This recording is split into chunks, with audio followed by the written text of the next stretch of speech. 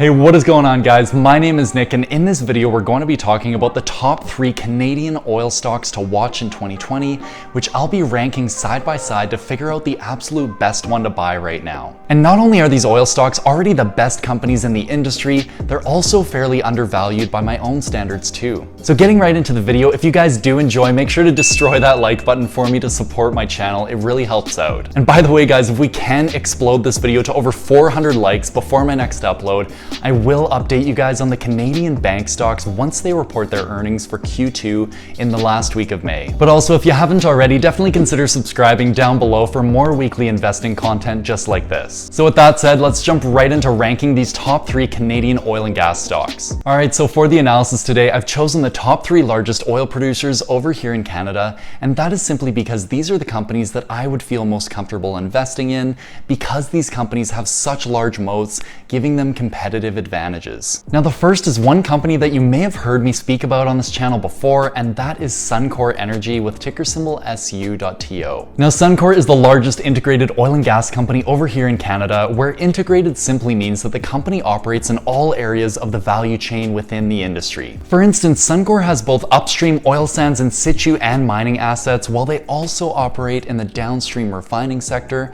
as well as the distribution of fuel through their Petro-Canada stations across the country. In addition, Suncor does have some small stakes in offshore assets, but their business model is primarily focused on crude oil production from oil sands assets. And just a side note, I actually used to work in the process engineering department over in Calgary in Suncor, but for the purposes of this video, I'll try and keep my bias to a minimum. Now, the second oil company that we're going to be analyzing today is also the second largest over here in Canada, and that is Canadian Natural Resources Limited, otherwise known as CNRL, with ticker symbol CNQ.TO. CNRL is actually the largest producer of heavy oil over here in Canada, where just like Suncor, they focus on upstream production of synthetic crude oil through oil sands mining, upgrading, and in situ operations. However, unlike Suncor, CNRL does not have an integrated business model, which means that they primarily operate in the upstream and the offshore operations for crude oil and natural gas, but they don't have downstream refineries or gas stations. And last but not least, we have the third largest oil producer over here in Canada, and that is known as Imperial Oil with ticker symbol IMO.TO. Now, Imperial Oil is most similar to Suncor in the fact that they have an integrated business model, and their operations span from upstream oil sands mining and in situ assets to their downstream refineries that they have across the country. But probably the most interesting part about Imperial Oil is that ExxonMobil actually owns a nearly 70% stake in the company, which means that they both operate as part of the Esso and the Mobil gas stations across North America. But this also means that Imperial Oil is partly backed by ExxonMobil, which can give them an advantage during times like this. So now that we understand a little bit about each of these companies, let's get into the analysis comparing each of these companies side by side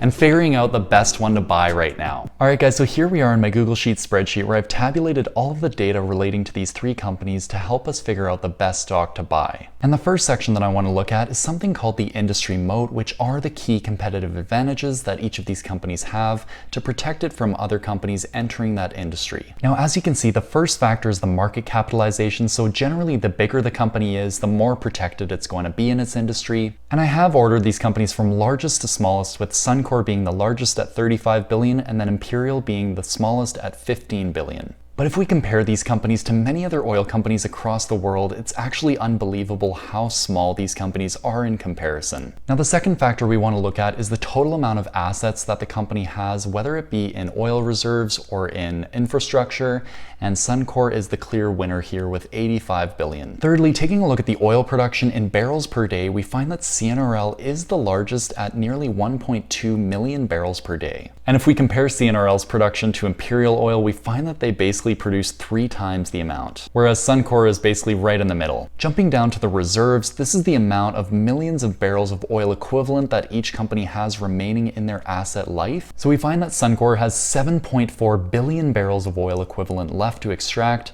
whereas CNRL is 14.2 billion. And then once again, we find Imperial being the smallest here at only 3.6 billion, but it's still a large number. The second last factor I want to compare here for each of these companies is the age of these companies in years, and Suncor is 103 years old, CNRL being the youngest at only 46, and then Imperial is 140, so it's definitely the clear winner. And finally, when evaluating a company's moat, it's important to look at the company's diversification. And just to prove this point off topic a little bit, if we look at Johnson & Johnson's business model, they're so well diversified that they can handle basically any economic environment, and they're basically never going to go bankrupt. And so with Suncor and Imperial Oil being both integrated oil and gas models, they are the most diverse when compared to CNRL that is more focused on the upstream operations. But out of these three companies, I would have to say that Suncor does have the strongest industry moat overall. Alright, so moving along to arguably the most important factor right now, and that is the balance sheet for each of these oil and gas companies. Given the current economic conditions today, it's very important for an oil and gas company especially to have a very strong balance sheet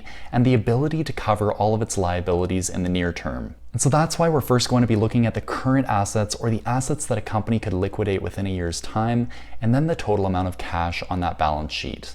We'll also be looking at the additional liquidity that each of these companies has in terms of credit facilities, term notes, debt offerings, etc., which should protect it during the short term. And finally, we'll compare all of these numbers to the current liabilities and see how each one of them is doing. And so the first thing that we can use to compare each of these companies is something called the current ratio, which is the current assets divided by the current liabilities. So taking a look at Suncor, we find that they have 81% of their current assets in terms of their current liabilities, which basically means that if this company did not produce any earnings within 2020, it wouldn't have enough capital to pay off those current liabilities given all of its current assets. And we can actually notice the same thing for CNRL. In fact, it's actually worse at 66% of its current liabilities. But then of course for Imperial Oil, they have more current assets compared to their current liabilities, which means that their balance sheet is a lot stronger than Suncor's and CNRL's. Now the second thing we want to look at here is the cash ratio to compare these companies, and that is the total cash divided by the current liabilities.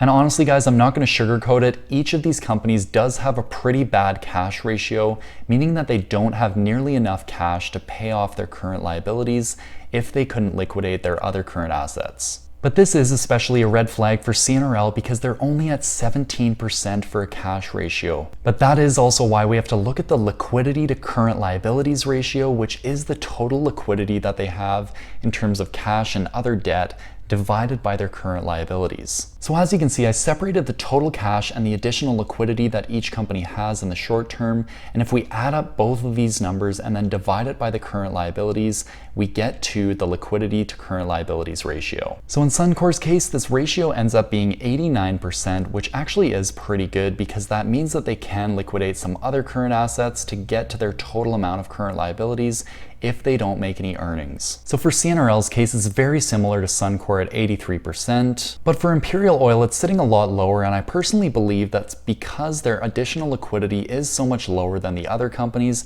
and they didn't have the need to pull out additional liquidity. Because as we can see, their current ratio is sitting at 135% right now, so technically they don't have to pull out additional liquidity to cover those current liabilities. Finally guys, the last thing we want to look at in terms of an oil and gas company is the gearing ratio, which is the long-term debt plus the short-term debt divided by the shareholders' equity. And this gives you an idea of the leverage that that company is taking on. So for Suncor, they're sitting at a pretty high gearing ratio, meaning they're taking on a little bit more debt compared to these other companies that are sitting below 30%. So obviously the lower the ratio, the better, and for Imperial Oil, they are a lot better than Suncor and CNRL. All right, now the next thing I want to look at is the income statement for 2019, which should give us an idea of how these companies perform in terms of revenues and profits. Because if we're buying into an oil and gas company, we want to make sure that they can remain profitable in a good economic environment, which was in 2019. So I'm not going to go through the individual numbers for revenue, gross profit, and net income for each of these companies, but I will be going through the margins, which is the most important part. So first of all, we can find the profit margin for each of these companies by dividing the gross profit by the revenue.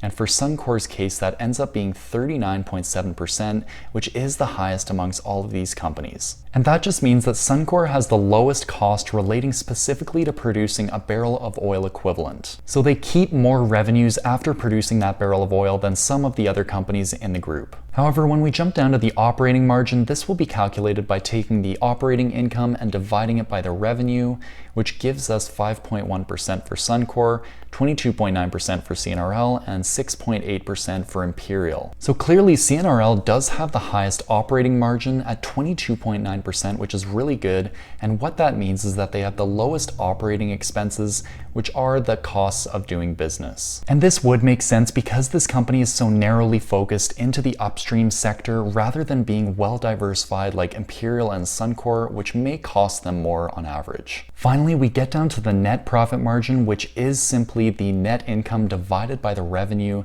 And for Suncor, that ends up being 7.6%, 22.2% for CNRL, and then 6.8% for Imperial. Now clearly CNRL is the obvious winner here, and that means that it's keeping the most amount of money on the bottom line in terms of net income when compared to its revenue. So that means that in very tough economic conditions that we're experiencing today, CNRL is going to have a lot more buffer room on the bottom line compared to Suncor and Imperial. So if I had to take a guess, in 2020 I would say that CNRL would be the most profitable out of these three companies, or have the lowest losses simply because of its margin being the highest. All right, and finally, the part that you guys have been waiting for, the valuation. Now there are two different metrics that I want to look at today, and those are the discount from the 2018 highs and then the current price to book ratio. So first, taking a look at the discount from the 2018 highs, we find that Suncor's stock price has dropped 57% in basically 2 years' time. CNRL has dropped 48%, and then Imperial 52%. So it's pretty obvious that all of these companies have been hit very badly, but it is clear that CNRL is handling this better than some other companies because of their higher margins like I talked about earlier. And finally, we want to look at the current price to book ratio, which is a metric to tell you if a company might be undervalued or not. So what we can find is that the current price to book ratio will be calculated by dividing the stock price by the book value per share, where the book value per share is calculated by taking the total assets and subtracting the total liabilities and dividing that by the number of shares outstanding. Or in other words, the book value is the amount of equity that's within the company. And what we can find here is that a lower price to book ratio could mean that the stock is undervalued. So getting back to it, we find that Suncor is trading just below its book value per share, or its net asset value, and that means it could be undervalued. And then for CNRL, it's even cheaper at 90% of its book value, but then we get to Imperial and it's trading at 66% of its book value. And to me, guys, for a company with such a great balance sheet that we saw up above, this does seem extremely undervalued. Because basically what this means is that if you were to buy into the stock today and the company sold all of its assets and paid off all of its liabilities, you would end up with a profit. Finally, let's talk about dividends, because dividends are very important for Canadian investors especially, but also for oil and gas company investors. And the first thing I want to look at here is the forward dividend yield, or the percent that you would be getting on your investment just in cash in terms of dividends. So buying into the stock today, Suncor offers a 3.4%, CNRL 6.6%, and then Imperial just over 4%. But that's not all. We also have to compare that to the payout ratio, and here I've actually tabulated the payout ratio for 2019 based on their 2019 earnings. So in reality, these payout ratios are actually going to be quite a lot higher given all of the drop in earnings in 2020, but this is basically all that we have right now. And just from this, we can find that Imperial does have the lowest payout ratio, so it is technically the safest. Now, it's also pretty interesting to note that Suncor is the only one out of these companies that cut their dividend, yet it does still have the highest payout ratio. And although this might be a red flag for some of you out there, I do personally see this as a safe dividend since the payout ratio based on 2019 is below 50%. But also the fact that management already cut this dividend from 47 cents per share to 21 cents per share, which is over a 50% decrease in Q1 of 2020, which makes me feel like they're probably not going to cut it again and they're just going to keep it constant for the time being. So all in all, I would rank all of these dividends fairly safe at the moment, but there is still the risk that any of these companies could cut the dividend depending on how bad the oil and gas environment gets. Now, you might also have noticed that I left the ranking here blank for each of these companies, and that is what I'm going to be explaining here in a minute. Alright, so although all of these companies that we discussed today are the best and biggest oil producers over here in Canada, in my opinion, there is one clear winner among the bunch. So personally, I would have to pick Imperial Oil as the best and most undervalued Canadian oil stock to buy in 2020, and here's why. First of all, Imperial Oil has the strongest balance sheet among all of these companies that we discussed today by a long shot, and also the fact that they're backed by ExxonMobil. Both of these factors speak volumes to investors in the current economic environment. The company shows that it can manage all of its current liabilities given all of its current assets, but it also has the highest cash ratio and the lowest gearing ratio amongst the peers. Further on top of that, we find that the company is only trading at 66% of its net asset value, which is ridiculously cheap, and then we also find that it's dropped 52% from its all-time high in 2018. But also just the fact that this company did not choose to cut its dividend, unlike Suncor. This does speak volumes to investors, and it should be manageable over the next few months, and for those reasons, this is my #1 stock pick. As for second place, I would have to give this to Suncor Energy, as this company has the second best balance sheet amongst the peers, but it's also trading at the steepest discount among all of these companies from its 2018 highs. And although CNRL does boast the highest profit margins among all of these three companies, I would have to give it to Suncor over CNRL simply because their business model has a bigger moat and they're better diversified, being integrated. Call me biased, but that's the way I would frame it. I would put Imperial first, Suncor second, and CNRL third. But anyways guys, if you did enjoy this video, make sure to destroy that like button for me because this video took a lot of effort to create. And I'd love to hear your thoughts down below on which company you would choose out of the three, because they are all great companies. And I'm sure that over the next few years, oil and gas will recover and these stock prices will be much higher in the future. But anyways, if you haven't already, definitely consider subscribing down below for more weekly investing content just like this, and I will see you guys in the next one.